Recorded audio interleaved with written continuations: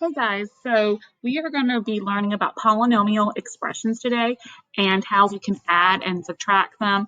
But I first want to go over what a polynomial is. So essentially a polynomial is just a bunch of different terms put together with plus and minus in between them. They can have different letters, they can have different exponents, they can just be a number by itself. So I want to look at some examples so I can show you what isn't a polynomial and what is not a polynomial. So for right here, since this has an x squared, it has an x, it's got coefficients, and it has a number by itself, we consider this a polynomial. But for instance, this right here is not a polynomial. My x got kind of cut off because this fraction right here at the end has a variable x in the denominator.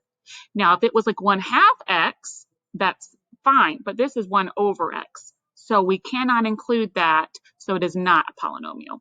Pause the video and see if you can figure out if these two examples right here are polynomials. So if you said this is no, that would be right because my exponent is an x right here, and we cannot have that. They have to be exponents of numbers. So this will be no.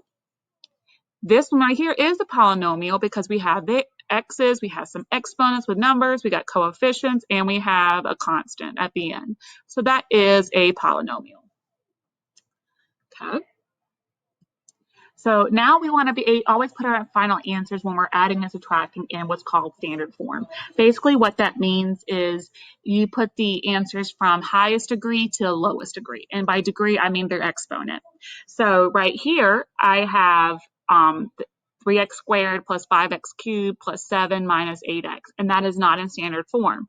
I need the highest degree first, which is 5x cubed. So 5x cubed. Now, the next highest would be x squared because you're going down. So what comes before essentially 3? 2. So that's x squared. So plus 3x squared. I know it's a plus because there's no sign in front of the 3. Then the next one would be just regular x. And that's at the end right here. Now you see here it's a negative. I have to put the negative with this as well. So minus 8x. And then my constant is plus 7. Okay. Pause the video and see if you can answer B by yourself. Okay, see if you can put it in standard form.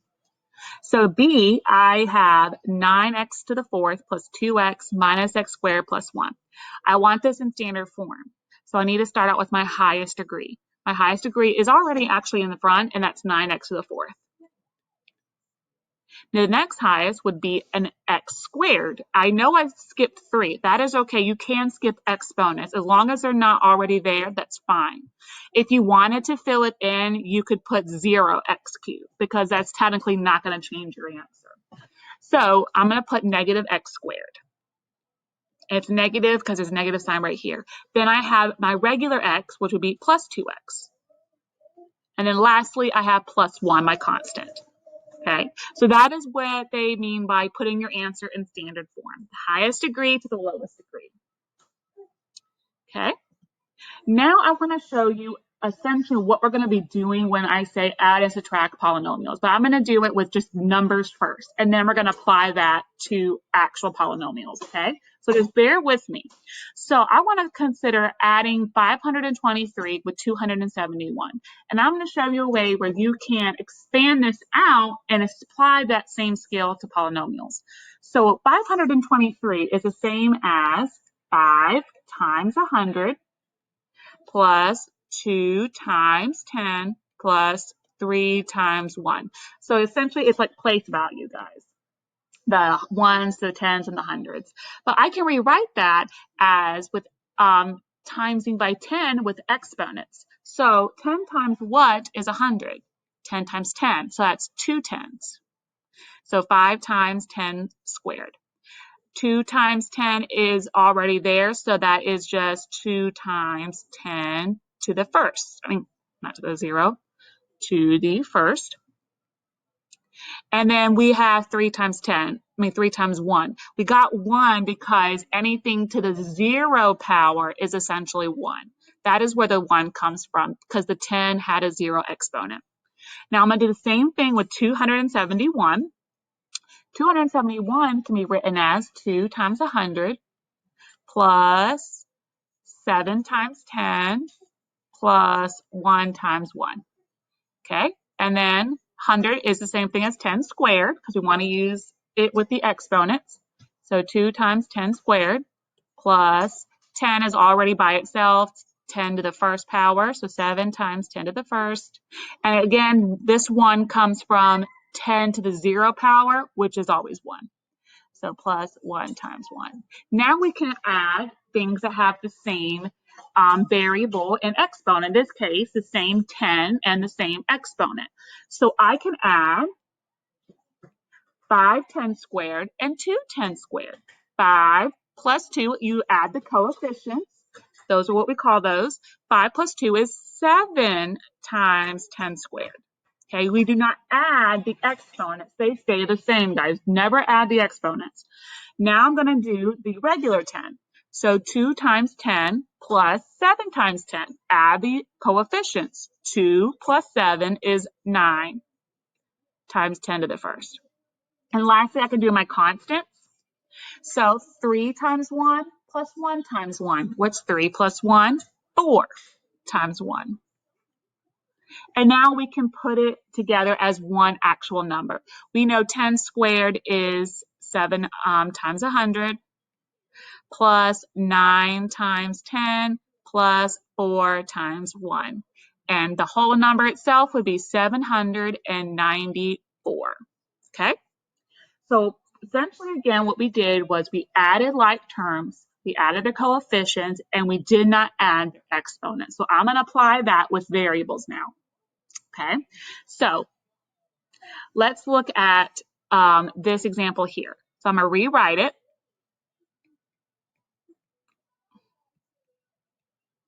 Okay, it says find the sum. Sum means to do what? Add.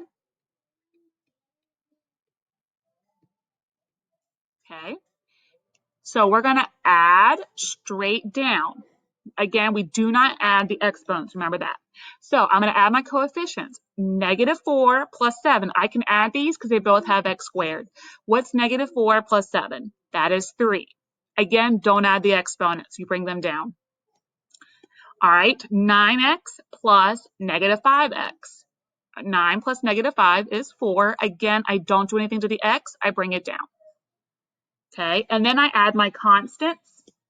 -3 plus 4 is +1. Now, always double check, is there anything that is like terms still? I have an x squared, I have an x, I have a whole number. They're nothing alike, so that is my final answer, and it is in standard form because I went from highest degree to lowest degree. Now I want to do a subtraction one, okay? Those are a little bit harder for people, and I'm going to do it this way. I highly suggest you do not subtract doing this way because you're more than likely going to forget to distribute your negative. So I'm going to give you a tip. So I'm going to do it like this. 4x squared minus 2x plus 7. That's my first term. I'm doing this one right here, guys. What you need to do first is to go ahead and distribute the negative. Essentially, turn all of the other terms in the second polynomial the opposite sign. So what's the opposite of a negative 2x squared? A positive 2x squared. What's an opposite of x? Positive x. I'm a negative x, sorry. Opposite of positive x is negative x. Opposite of -3 is +3. So do the opposite, okay? Opposite. Now I can add like terms. I'm going to add it this way because some people like to just do it this way. Again, I'm going to add the coefficients but not the exponents. So what's the same as 4x squared? 2x squared. 4 plus 2 is 6x squared. And I like to underline these when I'm doing it. -2x is the same thing as -x. So what's -2x plus -x? -3x. We're adding, not multiplying. And lastly, what is 7 plus 3? 10.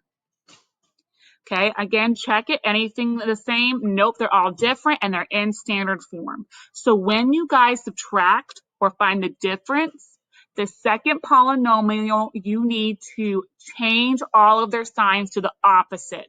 That is the same thing as subtracting. And that way you won't mess up.